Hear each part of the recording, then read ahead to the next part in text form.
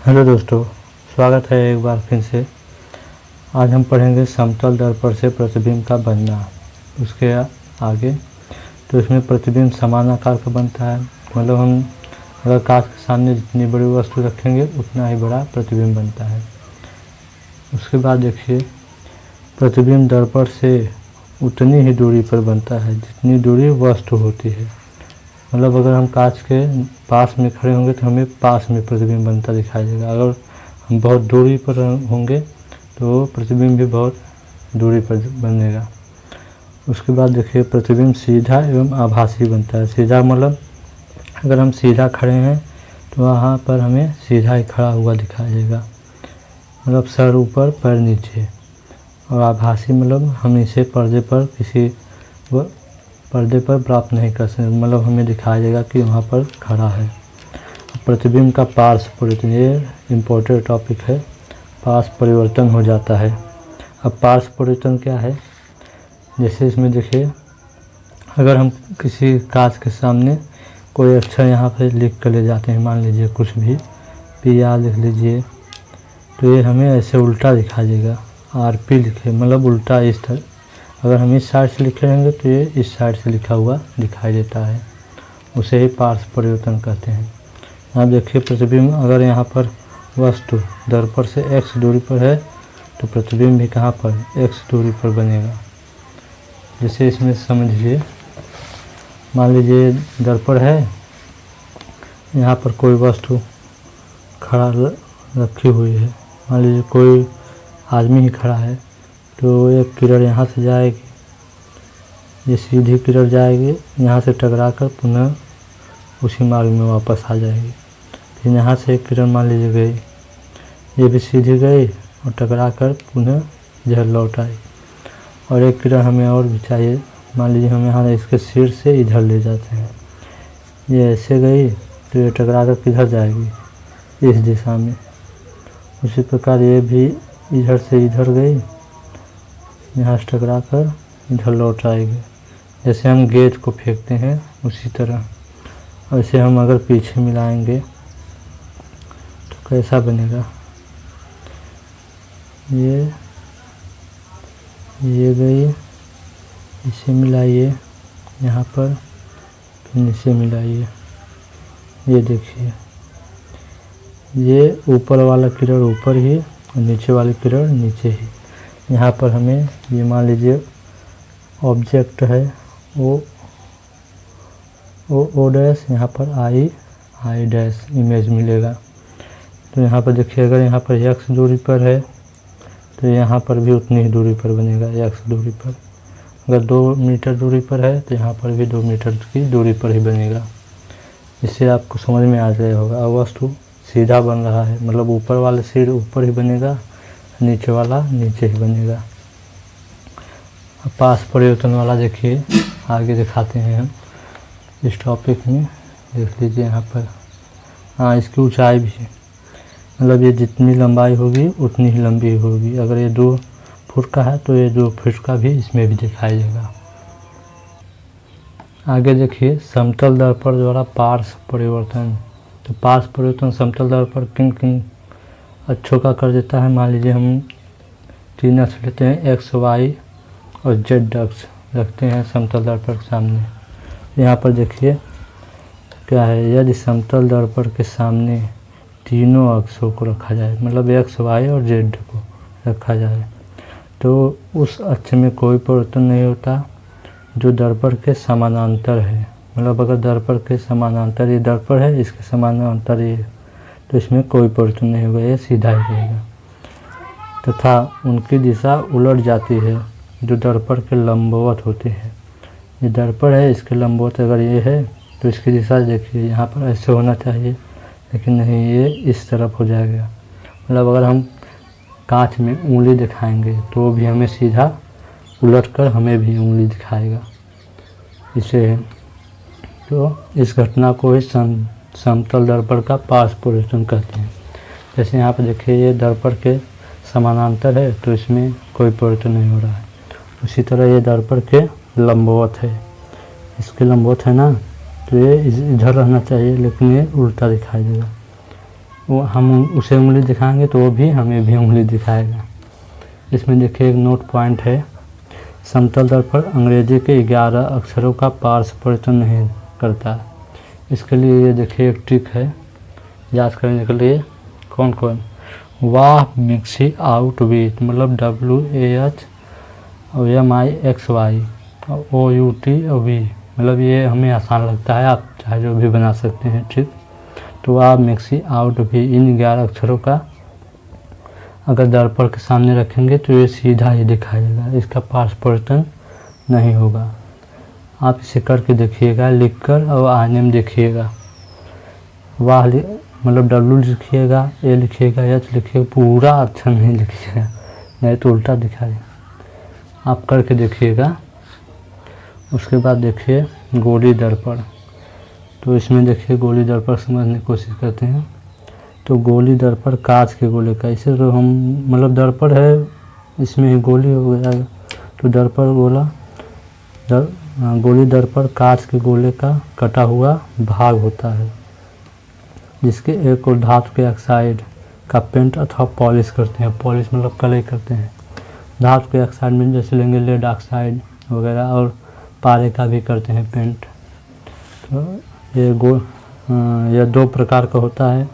तो गोली दर्पण में देखिए प्रकार, गोली दर्पण में पहला अवतल दर्पण कॉन्केव जिसे कहते हैं, और दूसरा होता है उत्तल दर्पण जिसे कॉन्वेक्स कहते हैं। अब इसके बारे में आगे डिटेल में समझते हैं किसे कैसे होता है। देखिए अवतल दर्पण किसे कहेंगे? तो ऐसा दर्पण जिसके धसे भाग से परावर्तन की घटना होती है, अवतल दर्पण कॉन्केव मिरर कहते हैं, जिसके धसे हुए भाग से परावर्तन की घटना होती है।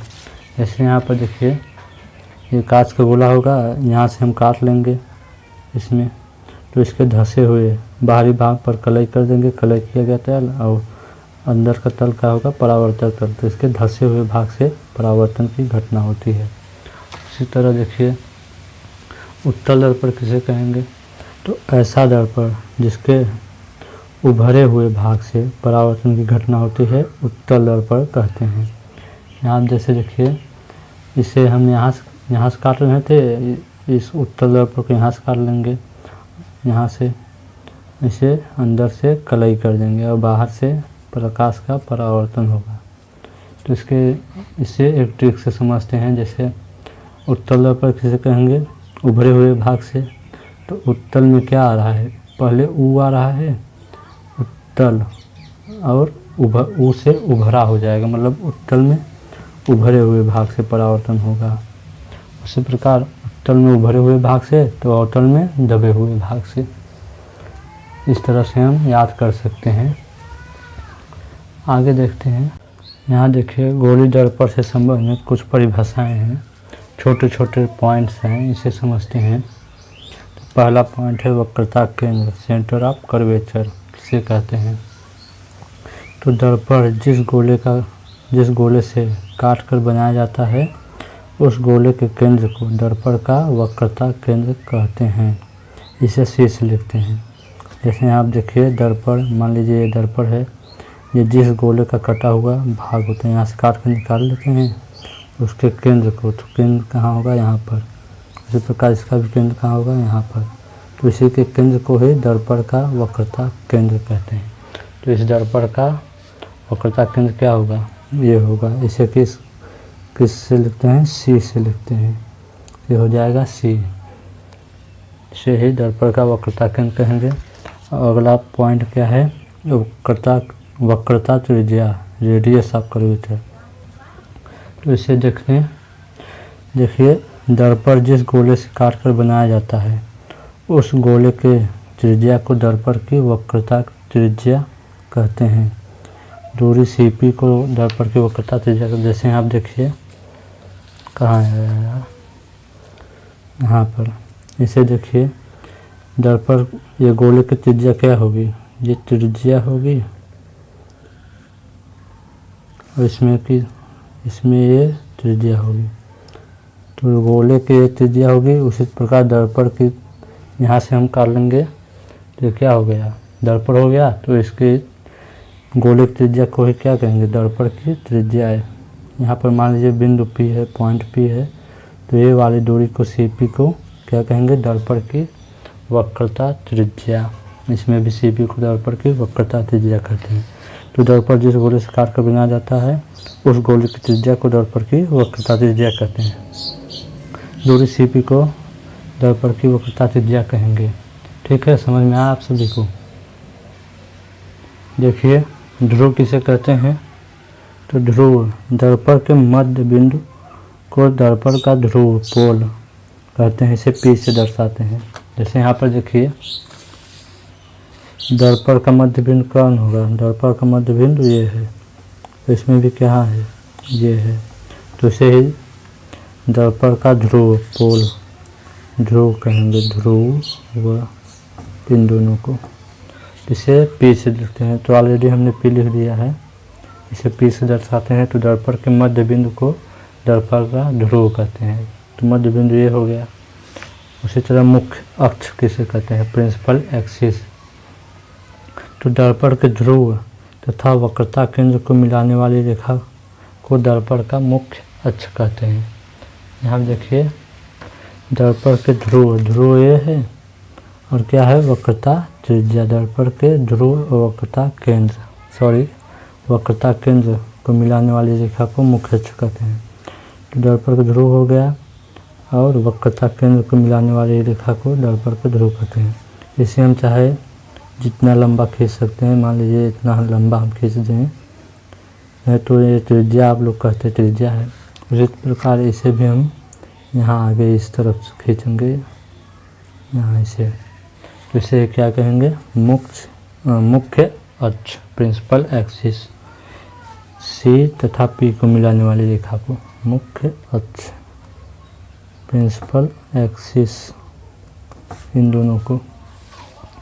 और आगे देखिए मुख्य फोकस, प्रिंसिपल फोकस। इसे थोड़ा समझने की कोशिश करिए, ये थोड़ा समझने लायक है। तो दर्पण के मुख्य अक्ष के समांतर आने वाली प्रकाश किरणें, तो दर्पण के मुख्य अक्ष प्रिंसिपल एक्सिस के पैरेलल समांतर आने वाली किरणें परावर्तन के पश्चात मुख्य फोकस के जिस बिंदु पर मिलती है, मुख्य अक्ष के जिस बिंदु पर मिलती हैं, तो किसमें मिलती है, अवतल दर्पण मिलती है या मिलती हुई प्रतीत होती हैं। तो प्रतीत किसमें होती है, उत्तल दर्पण में। उसे दर्पण का मुख्य फोकस कहते हैं। जैसे यहाँ पर देखिए इसमें, इस वाले टॉपिक में यहाँ पर देखिए यह है दर्पण का मुख्य अक्ष और इसके समांतर किरण ये सब आ रही है। तो मुख्य अक्ष के समांतर आने वाली किरणें परावर्तन के पश्चात ये इधर परावर्तित हो जाएंगे, इधर ये वाले किरण इधर परावर्तित हो जाएंगे। तो परावर्तन के पश्चात जिस बिंदु पर मिलती हैं, तो अवतल दर्पण में तो मिलती हैं, मुख्य अक्ष के जिस बिंदु पर मिलती हैं अथवा मिलती हुई प्रतीत होती हैं, तो उत्तल दर्पण में क्या होती है, मिलती हुई प्रतीत होती हैं। इधर तो ये सब किरणें इधर चली जा रही हैं, तो अगर हम पीछे की तरफ मिलाएंगे प्रतीत होती है, मिल जाती हैं। तो इसे मुख्य फोकस कहते हैं। इसमें देखिए जैसे ये मुख्य अक्ष है, इसके समांतर मान लीजिए किरण ये आ रही है, ये किरण ये टकरा कर परावर्तन के पश्चात कहाँ जाएगी, ऐसे जाएगी, ये इधर यहाँ पर आएगी। तो कहाँ पर मिलेगी, यहाँ पर मिलती है। और इसमें देखिए अगर यहाँ पर जाएगी ऐसे, तो टकरा कर फिर इधर चली जाएगी। ये किरण मान लीजिए एक और डाल दीजिए, यहाँ से आएगी टकरा कर इधर चली जाएगी। ओके, समझ में आ रहा है कि नहीं आप सभी? तो इसे हम पीछे की तरफ मिलाएंगे, इधर तो कहीं मिलेगा नहीं, ये सीधे इधर निकल जाएगा, ये वाला इधर निकल जाएगा। पीछे की तरफ जब हम मिलाएंगे तो यहाँ पर मिलती है। इसे है मुख्य फोकस या फोकस भी इसको कभी कभी बोलते हैं फोकस, इसे आपसे लिखते हैं। तो इसे क्या कहेंगे, मुख्य फोकस। अवतल दर्पण में मिलती हैं और उत्तल में मिलती हुई प्रतीत होती हैं। उसी प्रकार फोकस दूरी किसे कहेंगे, फोकल लेंथ। तो दर्पण के ध्रुव तथा फोकस के बीच की दूरी को फोकस दूरी, फोकल लेंथ कहते हैं, इसे एफ से लिखते हैं। इसे स्मॉल एफ से लिखते हैं। तो देखिए दर्पण का ध्रुव ये है और फोकस, मुख्य फोकस यहाँ है। इन दोनों के बीच की दूरी को क्या कहेंगे? फोकस दूरी। जैसे यहाँ पर ये इन दोनों के बीच की दूरी को फोकस दूरी से क्या कहेंगे? ये दूरी को फोकस दूरी कहेंगे। इसे स्मॉल एफ से लिखते हैं। इसमें भी यहाँ पर इन दोनों के बीच की दूरी को फोकस दूरी कहेंगे। ठीक है, ये दिखाई नहीं हुआ तो इन दोनों के बीच की दूरी को फोकस दूरी कहते हैं। पी और एफ के इसी प्रकार देखिए फोकस तल है ना, फोकल प्लेन। देखिए फोकस तल किसे कहेंगे? Focal plane. तो दर्पण के मुख्य फोकस से होकर जाने वाली तथा मुख्य अक्ष के लंबवत रेखा को फोकस तल कहते हैं।